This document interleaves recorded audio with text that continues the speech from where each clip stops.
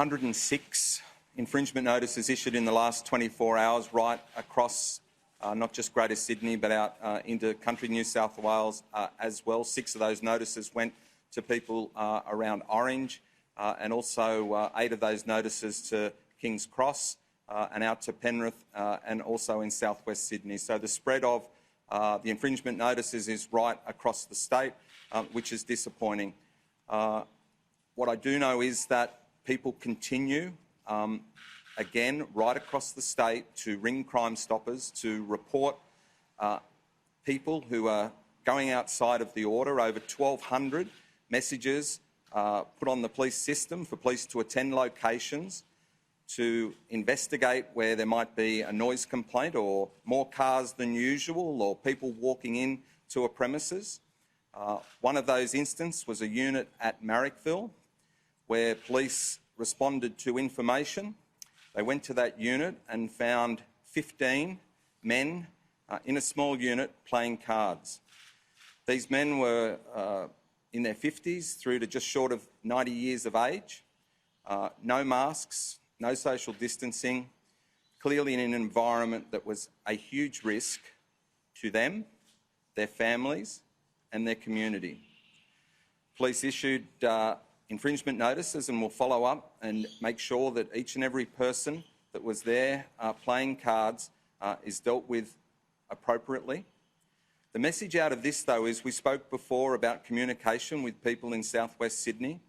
It's incumbent on everyone to make sure that people in their family, their friends, that may have difficulty with language or difficulty with the context of where we're at the moment, to explain to them that they simply need to stay at home for this while until such times as the risk has moved.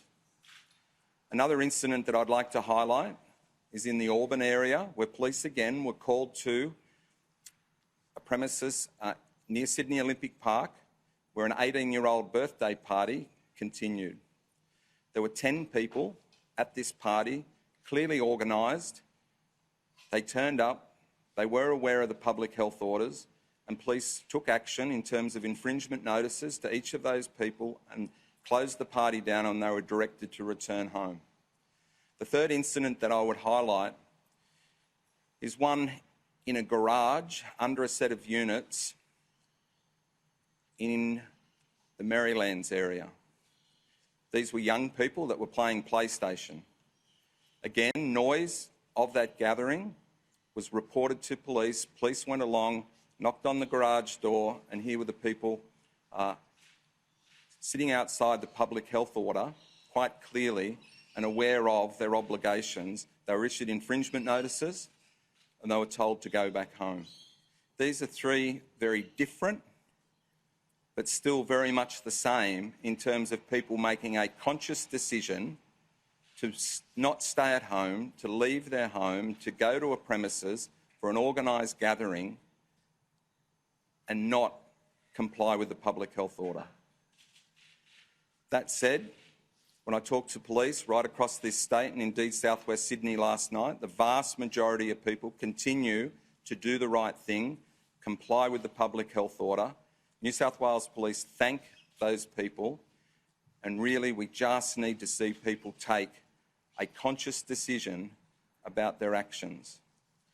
If you have to leave home, you have to make sure that you take a moment to make sure that you need, in the first instance, to leave your home, and then if you have to do that in the shortest possible time frame. We've spoken about browsing at shopping centres. People need to make a decision before they leave home what shop they need to go to and what goods they need to acquire. Police have always said that they will be firm but fair.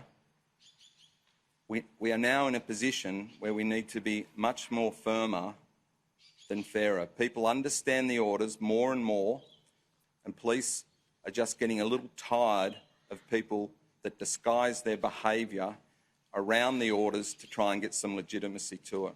Police will continue to be visible right across the state, and we simply ask people to work with us and do the right thing.